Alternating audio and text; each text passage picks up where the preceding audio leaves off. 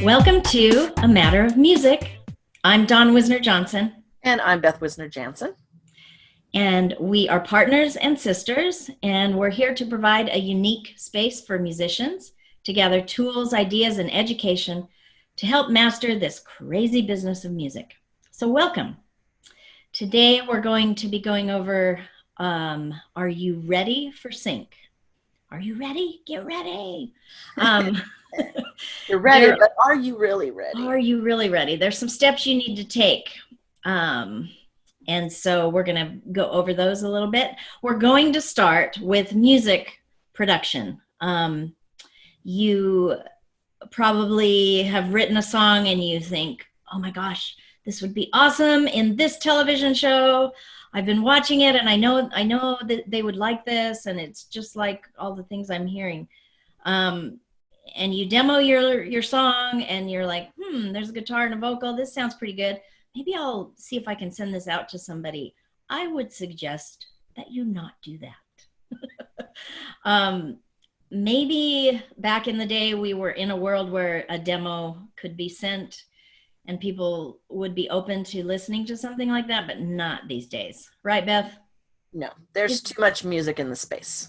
Right. And there's not enough time. Explain to them how when you're listening to stuff, Dawn, how do you do it? You listen to the whole thing? Do you listen to the lyric? Do you listen to what do you listen to? Hell no. How long do you give a song before you go on to the next? This is so hard to say to the creators, and I am one, so I can say this to myself. Say it's an instrumental cue. I'm going to start with that. I'll listen for maybe 10 seconds, and then I look at the wave. I'm going to see, does it build somewhere? Do I want to go forward and see if there's anything else, or maybe all the way to the end and listen to the tag at the end? With a song, I'm pretty much going to do the same thing. And this is sometimes why they tell you no long intros for television music. Do not get creative with this intro that you think is going to be wonderful. You need to get to the point. So with that, I will listen again. I can tell the mood within 2 to 3 seconds. It's not like I've developed anything. It's because I've been doing it a long time. And when I was in television, we would have editors. When I was working at ABC Television, we'd have editors who would send us an email. I need a playlist. It's going tonight. I can't find blah, blah, blah, blah, blah. You know, they'd list it all. And can you help me? Yes. So within an hour, I really had to get a few playlists together for that person. So I didn't have the time at that point to, have the luxury of really making sure it was specifically exactly what that person wanted. Mind you, I knew the library at that point, but you can tell if they're looking for something that's this XYZ. If you're a music soup, you're looking for something, you can tell in the first few seconds. You can. And you can tell, and music soups have a style. They have, and depending on what they're working on at the time, right, they're going to be kind of geared to that. So they're going to know, and that's where their focus is going to be. Everybody knows when you're working on something and you're kind of, hyper focused on that at that time, that's what you're going to be listening for. Right. And they've been looking at the film, they've been looking at what's there. There's probably a temp track there that an editor put in. So they already even know the vibe, the genre, whatever that they want. So if they get a playlist, it's going to be 10 seconds. They listen to the vocal in the verse. They're going to pop over to the chorus, see how that goes. Which means it has to be fully produced. Yes, it does. Ready to go. Okay. So there's really no way around that unless you're being commissioned by a student film, an indie film, somebody you're going to work with like that. And we often say the films are so much easier to work on because they're usually they don't make their deadlines. They're stretching things out and they're saying, well, now we're not sure when this is going to be released, so those are always easier. The music soups always say that. Television is a very fast moving thing. I'll tell another story. When I was at ABC, it was Thanksgiving weekend and I was filling in for one of our main music supervisors. She was out on maternity leave. And so it's Wednesday before Thursday, and I knew I had to drive in LA an hour usually, but it was going to be 2 or 3. So I'm trying to get out of there by like noon at the latest. And everybody else is kind of trickling out of the office. And I'm like, I'll just stick around. And lo and behold, I get an email, a very desperate, urgent email from, I believe it was 2020. And they were doing a show on family and Thanksgiving, and it was going to air on Friday. And this guy was also trying to get out of the office, but to getting his work done. And he, just needed some help. He couldn't find the right music. And I saw the email and I picked up the phone. Unfortunately, I sacrificed myself into the traffic of Los Angeles. And I knew, okay, I'm picking up the phone. This is going to take me an hour or two to get everything to him and make sure he likes it and the banter back and forth. So that year, I didn't make it home when I wanted to, but was he in New York? He was in New York. Well, yes, he was. So, see, right, he was working longer. So I had the empathy for him, and I wanted to help, for the greater good of Thanksgiving. Of so 2020. What is it? I don't know.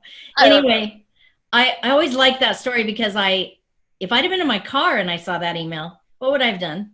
I mean, I could search from home. I was able to do that, but so it was okay. I mean, it was like I was going to go home and help mom cook dinner, but just had to let her know I may be stuck in traffic for 3 hours. So anyway, so there's just how deadlines go sometimes. So, but back to the music production for you as you're heading out to, try to get a sync for yourself. Just make sure it's fully produced, mixed, mastered, even to your liking.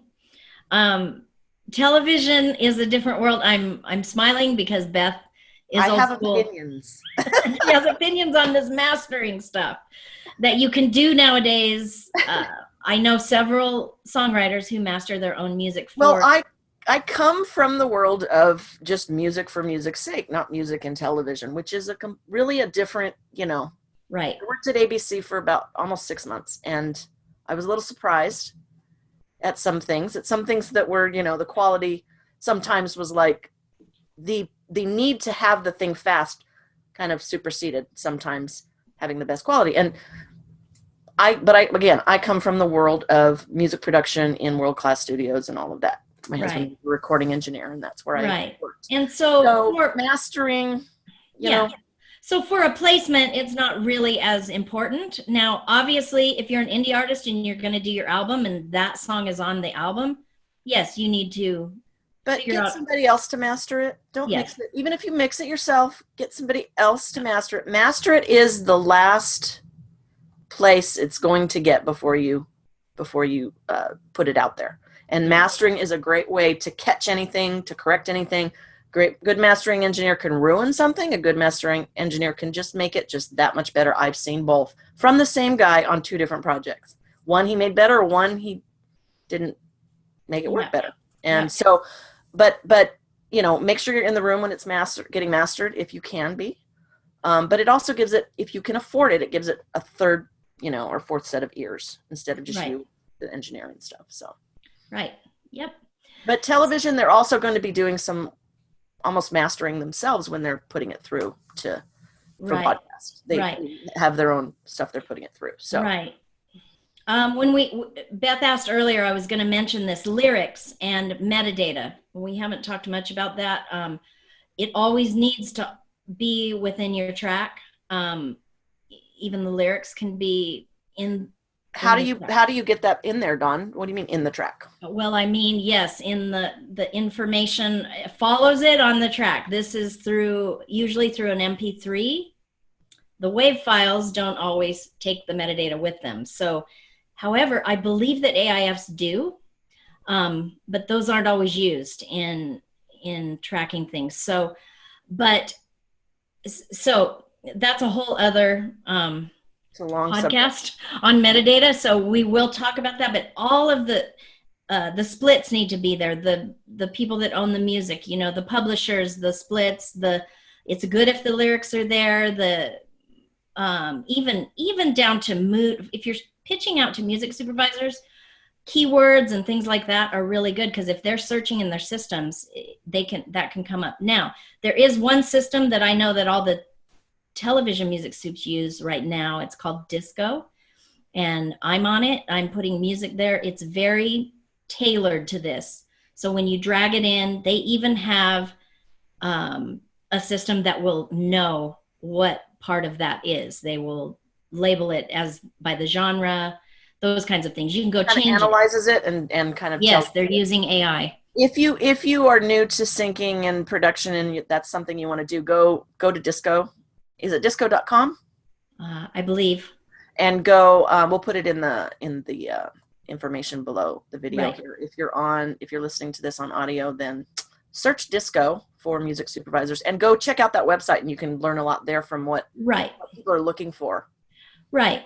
So speaking of paperwork, or the splits and those kinds of things, we also have touched on this. PROs, you need to have this registered. You could say it doesn't need to be registered until it's placed. Don't wait. Get the split sheets. If you and another person wrote it together, make sure you know the splits and all of that. If this gets used before you've registered it, your PRO is not going to be listed on the cue sheet. It's very true. Which follows the show or whatever else, tape, film, or whatever. And it's you need it on that cue sheet so that it's with it forever, so that you can always get paid no matter where it ends up. You don't want to be chasing your money. You want the money coming to you. Right. Before you send a track out, I failed to mention this so many times. Please copyright your music. Another place that we will talk about later, but just know that that's very important to do. And as far as what you're sending them, this may depend on if it's a song. Some music soups don't want all of it together, but have this ready, a full mix, an instrumental. I would do an acoustic mix if you can. And from now on, in producing your music, always do at least, at the very minimum, a full mix and an instrumental. Don't even put your music out without asking the engineer for an instrumental, because they are used very, very, very frequently. Even if they end up using their song, they may put in part of the instrumental, edit it in, or use it in a different part of another scene. If there's too much dialogue going over, they can utilize that very, very much. So, and depending on which PRO you're with, it'll either add to the time and increase your back end, or it'll be a separate placement. If they just use either way, it adds to your payment. What about stems, Dawn? About the individual tracks? Right. This is probably based on who you're pitching to. If you're pitching to television, you don't need stems so much. They're going to pretty much use full songs and an instrumental at the most. Many other places and opportunities are going to want the stems. Once again, it's going to depend on who you've pitched to and where that goes. So, but if you have the opportunity while you're in production to get those onto a drive, sure. When Beth talks about stems, go back to the engineer and ask her. Right. Beth's talking about stems. Let me explain a little bit. You can go all the way down to drums, bass, that sort of thing. That's not really needed most of the time. But say you've got a cool little groove going with the bass guitar and it sounds really cool to you, I'd give a stem of that. You never know if somebody's going to want like a rhythmic kind of a thing going. These can be things that could be used in a lot of different places, trailers, commercials, or even if they want to add more of the bass in or something. Right. If Definitely. They like the track, but the bass isn't quite loud enough, they might want to add a little bit more in. Right. Which gives them a lot more options. So it's doing the work from your end at the beginning just to have those options later on if somebody asks you for them. Right. Very good chance you'll never be asked, but if you have them, it's just hard drive space. It's cheap. Right. Let me say about production music libraries, that would definitely be a place if you're going to pitch to production music libraries. They do want stems because they want to have all the options as well for anybody who's searching for music in television, film, promos, all of that. So they want to have the opportunity to pitch out to all of those. So they would be very happy if you did that. They may not request it, but it's always good to have it, and let them know. The formats available, I mentioned them already, but always have an MP3, a WAV, and an AIF, because different people use different things. So, once again, just have it all ready to go. So I think that's pretty good about production. There's a lot in there. What does a music supervisor do? So when we talk about a music supervisor, I'm just going to kind of go over what their basic job would be. They would, first of all, be commissioned to work for a television show, an app, a game, whatever that's going to be, a film. They would meet with the director and producer to discuss styles of music that they see or foresee in their project. They would definitely discuss budget. Music supervisors, that's going to be their main question, because they're going to know, where they're going to be able to go for music. If I was a music supervisor working full time, I would definitely want to know that. Do I have enough budget to go get, a Zeppelin, whatever it's going to be? Can I get Led Zeppelin, or do I need a cover of Led Zeppelin? Right? Yes, we'll talk about that in a bit, as far as the cover goes. Or did we? No, we'll talk about that on another one. Talk about that another time. Covers is a whole other, but covers is a good way to get some. It is a good way to get placement, but yeah, a music supervisor might want to know those things up front. So when they get the budget, they're going to know where they're going to be looking for music. So then they'll get the script. They'll get probably some visual media, so that they can kind of get an idea of what's going on if it hasn't been in production yet. Let me say about television again, because I know about this. Many music supervisors will say, I've been doing films for years, but I got this TV project and they said, we're doing a show. Here's what it's about.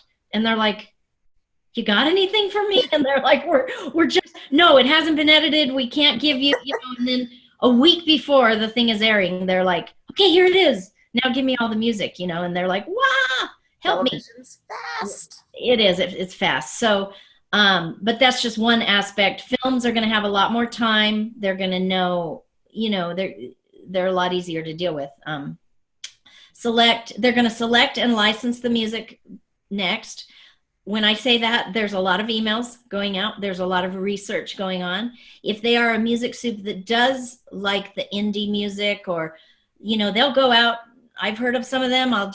They're like, I just listen to Spotify and go to, the indie art, and I'll just listen, and they might hear something they like. So that does happen. But at the same time, they're like, do I have time, to make sure all of this is cleared and all of that? But they will start researching and doing that sort of thing. And then in comes the paperwork for all of them. And they all say, yeah, everybody thinks my job is so great. But a lot of it is research, paperwork, emails. When you get into emailing with labels and publishers, oh my goodness, you're saying urgent. And it goes to a thread, right, Dawn? It'll go, and then they'll pass it along. Can you help this person? Yeah, they do. I think the record labels anyways are getting a lot more people. So it's kind of, there's a place to go now. They're getting there. They're getting there, but it's still sometimes even, there might be 6 to 8 writers on a track, and the split, it was released, but the splits weren't really completely decided, because the release had to go and they were still discussing it. So you would think that professionals, I know. Dawn works with this almost every day. You would think with professionals that all of that would be done before the thing was released or even placed in a film. I work with this in my publishing administrator job. So, I want to know, and I'm checking my email all day long. Hello, can you clear this, or are we good? Because I've got the other 5 are ready. And, nobody's getting back. So in a music supervising job, that's the same thing. I mean, they know if they're doing commercial music, sometimes this can be this way. Let me point out, if you are ready with all of that and everything's ready to go and you've already cleared everything and you're ready to go, and a music soup wants to use something that you have, they're going to remember how easy it was with you. Yes, they are. They're going to remember, oh, I didn't have to wait 2 weeks and do 15 emails. Right. I sent 3 So emails and it was done. right. So I'll talk about this at the end because I'm going to talk about after the sync, but here's a clue. If you do get a sync with one of those music supervisors, just know this, they are open to the rest of your material at that point. So even once a month or whatever, you could send them a link, to something new or whatever. And they, as Beth said, they do know it was easy. They know, and they like the music, but that's really Very important. 75% of what they want is for this to go easily, because they want to spend their time finding music and placing it, not right. doing all the paperwork. Right. Because even at the end, they're even involved in all the payments, invoicing, all of this stuff. This is part of the music supervisor's job. It doesn't land on anybody else. It's them. They have to make sure they have all the correct information for invoicing and give it over to the production and, make all of that work. So it's a lot of what they do. So just so you understand how busy they are, this will help. I want to go over a few facts about music supervisors. I've touched on a few of them. Number one, they are usually lovers of music. If they are not a musician, which at least 50% are, that have been composing, songwriting in bands, whatever. If they are not that, they are the nerdy, they collect vinyls. They've been, they were sitting when they were 10 years old in a studio somewhere. These kinds of people are the ones who become music supervisors because they love music. They're all about it. They want to know what everybody's doing, all the new releases, that kind of thing. A lot of times they're into the indie stuff, the B-sides, they're into discovering artists. I mean, these are the kind of people they are. So just so you know, they do love what you do. And if they've been an artist before, it's even better because they understand your process and what you go through. So there's one fact about them, another one, as I just explained, is they are overworked, busy, underpaid for the amount of time. Many of them are entrepreneurs. They don't have office help. They're at a point where they might need to hire somebody, but they don't know how to do that because they're so busy. I've had one. They don't have enough money quite yet. Yes. I interviewed with one of these as I came out of ABC, and I still check in with her every few months just to see if I can help. But she was like, you're overqualified for what I need because I just need the paperwork and you're already doing this. And I'm like, I don't mind, I'll come, but she, at that point, she was like, okay, I have an intern. Now I'm going to see how this goes, So it's a constant, if anybody's started a business or been an entrepreneur, just think most of the music supervisors who are out on their own, this is their life. This is what they're doing. So they're running their own business. Yeah, they are. And scrolling through emails is not something they want to do every day. So it's, an email is not always the best way to reach them. They're very picky about how you send music and how you never send an MP3 to their inbox. I just have to say never send attachments at all. Yeah. A link? In fact, I used to think, now you can send links. So send a link. Send a link is okay now. Don't overdo it. I saw a webinar this week where all of the music soups said 3 tracks at the most. They didn't even they want to get right to who you are and understand who you are, not have to go through a bunch of. Right. So be very careful about that. Don't overwhelm them. You may want to tell them, and I get this way too. I want to tell, when I'm pitching out music, I worked for ABC. I've been doing this. I think I worked with you there. I go into this thing and then I see it's 3 paragraphs. I'm like, shoot, no, that's not what they want to know. Just say, hey, I'm Dawn. I used to work at ABC. I'm working for this library now. I just want to give you some options. If they like your stuff and you get into contact, then you can tell them all that stuff. Exactly. So some of the facts. Can you think of any other facts about music supervisors? Some of the music supervisors that I worked very close with at ABC Television were, I'm smiling because they're fun. The soap opera music supervisors. They were fun. They were some of my favorite. And if any of you hear this, I'm actually going to try to get a couple of them on on and interview them, because imagine, we're talking about TV. Imagine soap opera music supervisor, how fast that's Talk going. about fast, right? They're a daily, right? They're a daily. So, but, and so the guys that I know, they all have just this sense of humor that just has to stay in their life. So anyway, okay. So next I want to talk about some opportunities in sync that might be out there, because I talk about television a lot because I'm very familiar with it.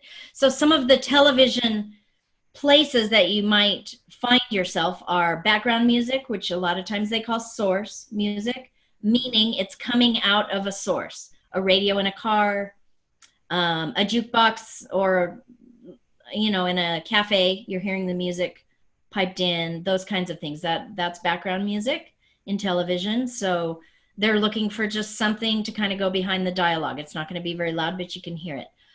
More montage type uses. You're seeing a lot of this in a lot of the new content, even right over dialogue. And sometimes there's a lot more music in some of these scenes.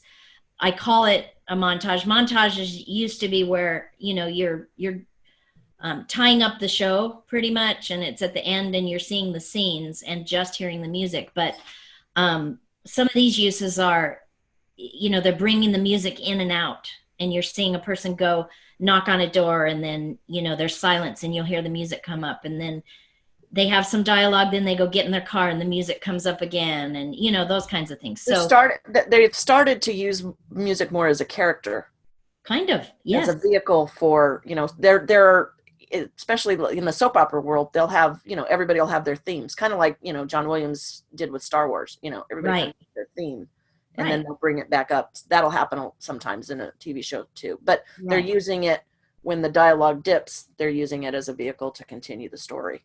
Right. And that didn't used to be in television. No, television, a lot of it is wall-to-wall music now. It really is. It really is. It's a great time for placing music. They're looking. The other things I'm hearing the music supervisors say in webinars are, we need so much music. We need so much music. So they really do. And it's just trying to get it all into the right place so they can have it right at their fingertips to use. The last type is the theme, obviously, of the theme in a TV show. Sometimes you can also get a theme. Working with the soap operas, we used to have themes for a couple that they follow in the show. And I believe, Beth, would get away with calling this a theme on the cue sheet. Yeah, they did. They called it a theme. They did call it. Pay well. Themes pay well. The only problem with the theme was once you got the theme, once the couple broke up, then they would never use that song again. Right. From that library. But, you know, it paid really well if you could get it. They do pay better if.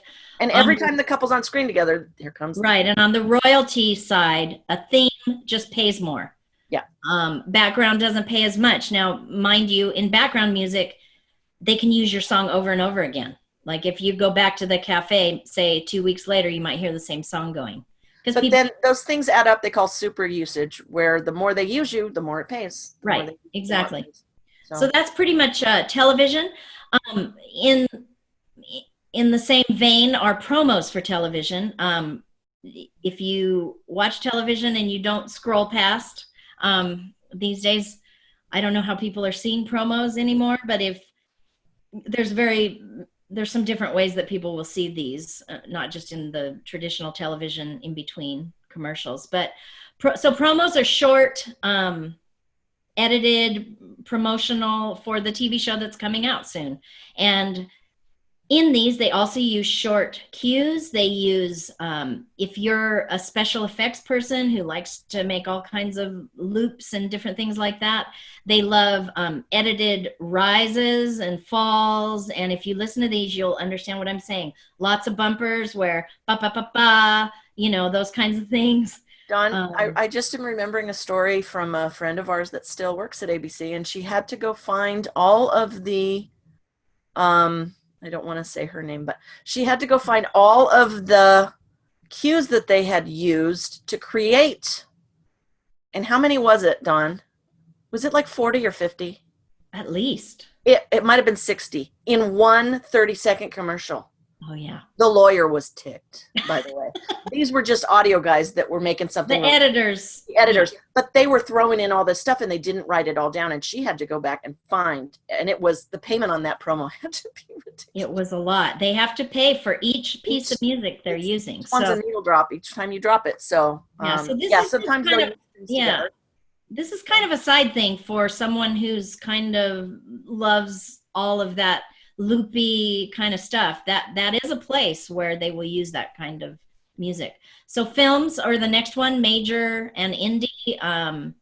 Student, don't forget student. That's a good place to start. Very much place so. To meet people and you're not going to get paid, but you're going to meet a lot of people that are probably going to be working in the industry. Right. In Los Angeles, USC and UCLA are places. USC has a great film and television program. They are definitely a place that you would want to work with some people like that. A lot of smaller colleges do too. Right. Because if those guys, once they get those degrees, they're going to move on. And if you're working with them, they're very loyal. They'll stick with you. Especially if you're helping them out and keep contact with them. Right. So that's a great tip, Beth. Thanks. Film and TV is really all over the place. Even indie films, are more of a big deal now.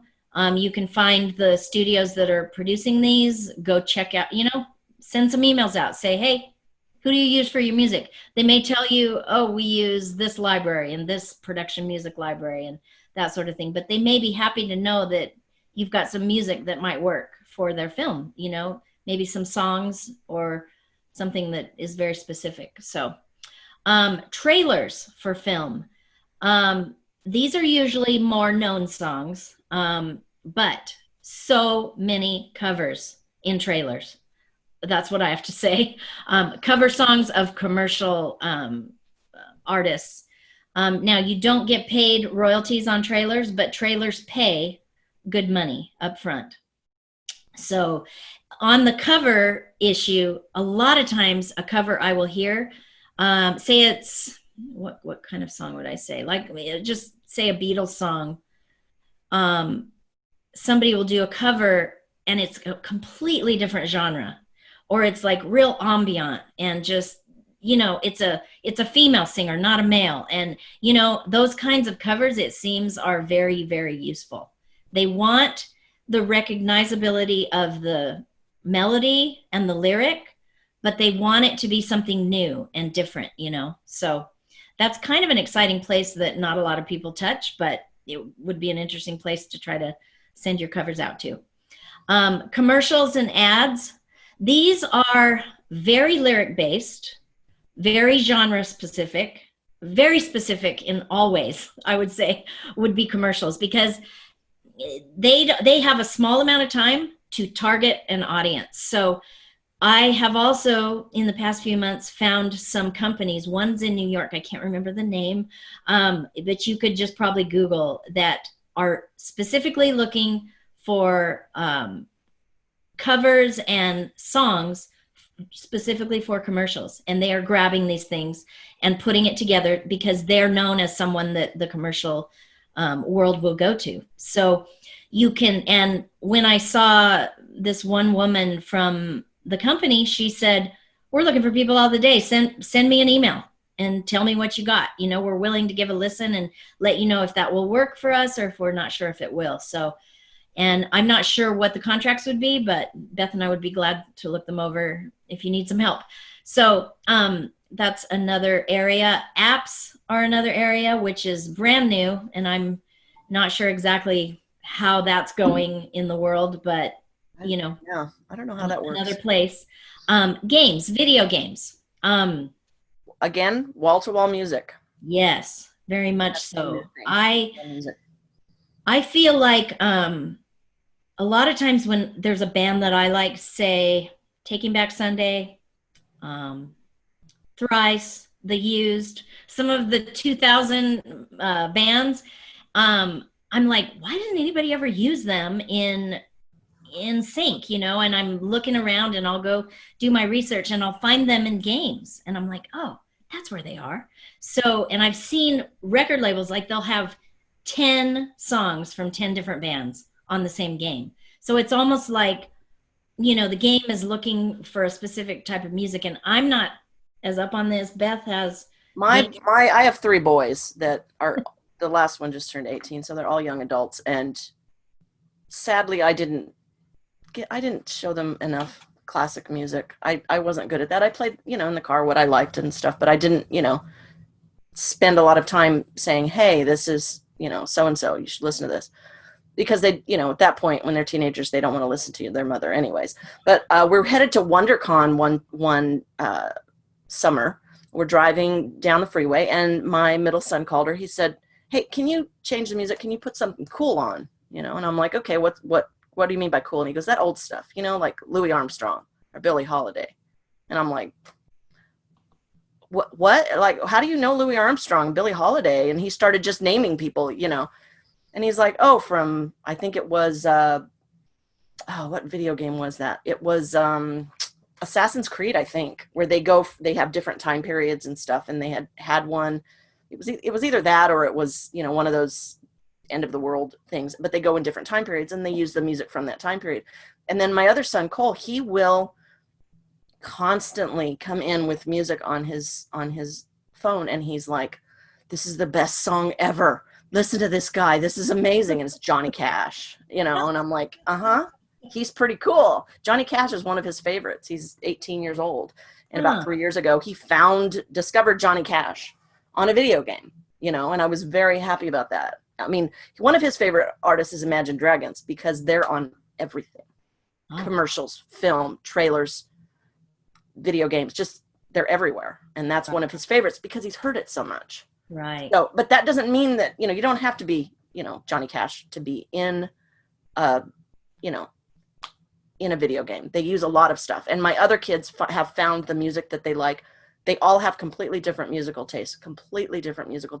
And they've all been very influenced by the video games they listen to. And they've all picked up on different ones. They play a lot of the same games, but they pick up on what they like from that. It's almost like radio nowadays, that my kids don't sit down and listen to radio, but they get music from video games. No wonder the labels are doing that then. Yep. Makes perfect sense. Yep. Wow. Okay. So that's pretty much what I had for the types. Now I'm going to talk a little bit about researching for sync. I always say it's researching the music supervisor because they're really the one who's going to put the music in. So I'll start with that. For music supervisor research, there's ways that you can, I'm putting in quotes, follow them. They seem to be on Twitter a lot. I realized the other day from a friend that's because on Twitter, when a show is on, say a TV show is on, there's a lot of people who follow and chat on Twitter about the show as it's going and as it's, there's fans that are there. So the music is the new living room, I think. Right. Like you're all talking about, hey, look what just happened to so-and-so, but they'll talk about music there. And so the music soup will talk to them and say, yeah, hey, did you guys like that song? Here's where I got it and those kinds of things. So you can, if you follow some of the music supervisors, you can really find out a lot about them. There's a guild of music supervisors now. They're kind of trying to group together because they are a lot of entrepreneurs and so they do a lot of webinars. You can become a friend of the guild for a price. I think it's $50 for a student and $100 a year. And you're invited to their, they have... Are they doing Zooms and webinars and things? And they're doing award shows. Oh. And you're invited to that. You can go hang out, see them at the bar, hang out. Don't stalk them, just, Again, that fine line. Right. Go hang out and see, right, see what's going on. You can find out their preferred music style for themselves. That doesn't necessarily mean they can place that, but it's always good to know those kinds of things. And current projects, a lot of times they'll be very excited about something new that they're working on, or they've worked on a show, for a couple seasons and it got renewed. They'll tweet about that. Hey, it's renewed. We've got, 15, episodes coming, and they'll be all excited. So it's a great place to kind of find out about what they're doing. I am on that note. IMDb Pro is a technical place where you can go look at the shows. You can see the episodes that they've ordered. You can go in and see the music supervisor, the editors, the everybody's there, but anything to do with music, even the assistants to the music supervisors, which is another person that you should probably know about, because they're going to be the ones who are putting all the music, you know, in a database for the music soup. And you might talk to the soup first, but then they're going to send you to their assistant and say, hey, send all the music here. They'll get it in, and then we'll talk when I need it. So IMDb Pro is going to be another cost for you, but it is definitely a great place to be. I heard someone say recently, an artist, that it's been one of the best investments she's made in the past couple of years. So, you know, you can decide for yourself. You can go and get a free 30-day trial and see how it looks to you. So TuneFind is a place that I go to look at the shows and see exactly what music they've used. So that's another website that you can go do some looking around. And let's see, researching television and film productions. This is one where you can go to websites, you can get on email lists, follow some of those, and just, you know, kind of research on that level to see what's going into placement, you know, what's going to be happening in the next 6 months or whatever. So, what else would be next? What do you see, Beth? Well, you talked about research and everything. What about, so you get the placement, right? You got the placement. Now congratulations. Your job's aren't done. Right. Let me say one important thing. Please thank anybody who's helped you. As I just mentioned, the assistant, the music supervisor, start with them, number one. I would suggest sending a thank you card or something. An actual physical card through the mail. Yes, to them. Because they, honestly, the person runs off, they've got the placement, they're all excited, they forgot. Oh. And anything to get you to stand out a little bit. Right. You know what I mean? I mean, it's just a good thing to be thankful. And or if you remember them. Right. If you had a sync agent, your manager, take your manager to dinner, have a, you know, a fun congratulations dinner with him. So him, her, do a lyric video of your song. Before that, actually upload your lyrics to lyric search engines. Make sure that if somebody hears your music and they grab a lyric, how many of us have done this? What is that song? Who is that band? Who is that band? Who is that artist? 5 words and you got to go find it. Right. So on the lyric site. Right. We always upload lyrics to all of the lyric search engines. There is a new website, Lyric Find. You need to have these written down, dear. I do. I'll write down that. I'll put that in the link as well for the podcast and for the video. There's a new site that is helping artists do this even better. I think they're kind of sending it out to all the places. So do a lyric video of your song, put it on YouTube. One of my artists does this whenever he gets a placement, and on his YouTube, those are the most looked at. You know, they have the most views because the fans find it and then they're excited. So, and it's just another place for them to find it when they Google. And all social media platforms, post about it. Don't feel bad about doing that. But Dawn, can you post about it when you get it, or do you need to wait till after it airs? Because sometimes they do make changes right up until, don't take your manager out till after it airs. Yeah, very true, very true. I see where you're going with that. Yes. Sometimes in the last minute they change it. We've had, you know, we were in a Zoom with someone the other day, and he said, I've got a placement, but, you know, and we came back the next week. Did it actually get played? Right. Because, right. And you know, yeah. Very true. Very true. So yeah, wait. You can put it out if you want people to watch the show, but you know, right. I would just. And you will know pretty much. They'll tell you the episode number. You know, you're going to know when that is going to be placed. So just take some time that day to just pay attention. Comment on social media. Talk to them. YouTube, I've seen a thing about that. It's a place where people do not get responses. So if you respond as an artist on your YouTube channel, people are going to like that because they're not used to it. They're not used to. YouTube, by the way, is the #2 search engine. Yes, it is. Google's #1. They own YouTube, which is #2, but people will go to YouTube to search. Right. Music, lyrics, videos, subjects. So. Right. So engage there. Thank them if they subscribe. Say thank you so much, but whoever is talking to you, talk back. And then make sure you've released your song somewhere else, even besides YouTube.